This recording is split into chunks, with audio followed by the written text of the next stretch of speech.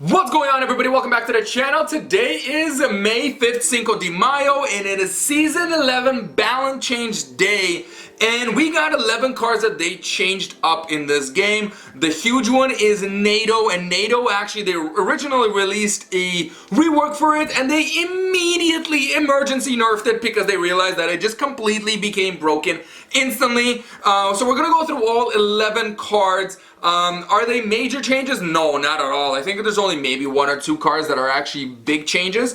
But all in all, this is going to be a huge meta change. Lots of cards are just going to be kind of thrown in the air. I'm super excited to see what's going to happen here because there's quite a bit of changes here. I know Balloon or Miner are not part of these cards, but I definitely see the Balloon and Miner getting kind of like an indirect buff, if you like to call it that. So let's dive straight into it, and this is the big one really for Season 11, is the Nado. So originally, like we talked about in a previous video, they wanted to do a rework of Nado because they wanted to put a little more skill to it, and the way they wanted to do it is just kind of like keep it the same but the duration shorter. So they have the duration, so you really have to be timing your Nados properly now. You can't just throw it in there and just be like, yeah, whatever, it's gonna grab everything. You really have to be careful on your timing on this one because it's very quick in terms of how it spawns on the field. And they doubled the damage, obviously, because the less time it spends on there, the more damage it has to do. But this is what they've changed. So originally it was supposed to have a pull strength of 100% increase. Now it's only 65. So overall, the ability of the card to be able to pull back King Tower activations are gonna be a lot harder. You still can't activate on everything. It becomes very difficult if you have a miner on the outside of the Princess Tower. It becomes very difficult to Nado that into a King activation. Same thing with the Hog Rider. That becomes a little bit more difficult as well. Same thing with the Balloon. You're still able to do it. It's just a little more skillful now. So they did really actually manage to do what they wanted to do. And that is make the Nados more skillful. So kudos to them. Definitely agree with this one. The pull strength of 100, what they had before, was a complete broken card. They managed it, they dropped it down to 65, and it seems like this is the perfect place for it. And I don't see anything being done to Nado in any near future. I think this is a good one. I think they found a really good balance with this one, and as well as it's actually going to start doing damage to Crown Towers as well, so which is kind of cool. The Royal Delivery, I know a lot of you have been complaining about the Royal Delivery of it taking so long and blah blah blah blah blah, but they are not going to take the 3-second delay off. That's the whole point of the card. They were so tired of all these spell cards that have pretty much almost instant spawn or instant usage rate, so they really wanted to put a lag delay time like on a spell card. So they're not going to get rid of that, guys, but what they are doing is increasing it by the damage of it by 27%. It was already doing quite a bit of damage, but this is a good one. I mean, you make it worth that wait, right? As long as you can time it perfectly and everything like that. It does cost 3 elixir for 1 recruit, but you do have massive spawn damage. So this is a good one. I'm super happy with this one. The Battle Healer we all kind of saw coming. It was just a little too much on the HP. The DPS on it, pretty good. Heal ability of it, pretty good. Speed and all that, just a little too much health. So there's going to be quite a bit of decks that are going to be changed around just because the Battle Healer might not be that viable anymore not for regular ladder play, but I'm talking about challenge modes. I know we just released a couple of videos about all these challenge modes, Infinite Elixir and all that stuff. So this one's gonna be, we're gonna have to take a look at this one next time the Infinite Elixir Challenge comes up. I'm curious to see what's gonna happen with this one. This is a big one. So this is what I'm talking about. The Baby Dragon. Baby Dragon getting a hit point reduction of 8%, and I am super curious what you guys think about this one, because personally, I agree with it. The Baby Dragon, just a little too much HP, just a hair. I mean, when you really compare it to the Electric Dragon, which costs 1 more elixir, yeah, it shouldn't be that tanky. what I really do, I love to compare this one directly with the Flying Machine. The Flying Machine is basically a Baby Dragon, but the Flying Machine has longer range and it has one-on-one targeting. Baby Dragon, shorter range, splash unit targeting, right?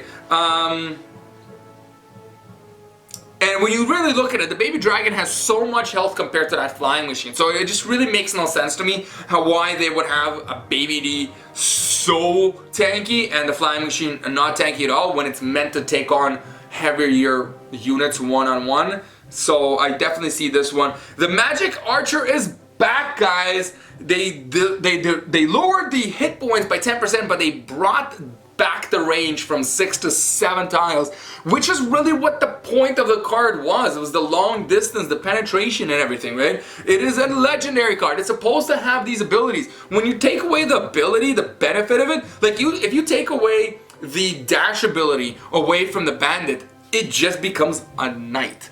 And that's not good. It is a legendary card, so let's keep the rage. Definitely a good one.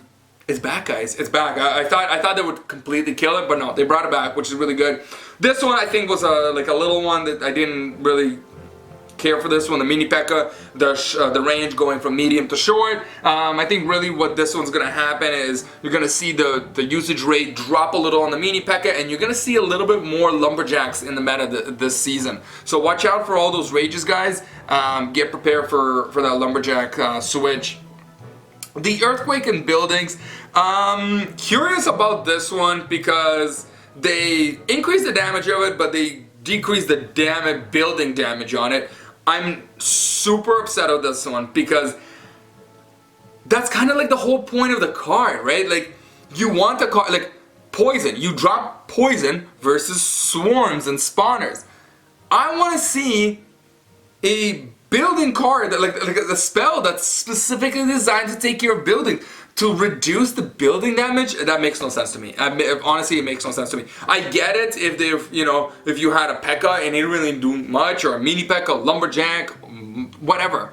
But to reduce the damage to buildings for the Earthquake, I don't really see this one. They didn't really write any kind of explanation of why they did this one. I'm super curious to find out why they decided to do that one. That's kind of weird. The Goblin Cage, okay, I guess it's just the mathematics wasn't working out for them in terms of the usage rate, so just kind of wanted to bump it up to the Supercell standard.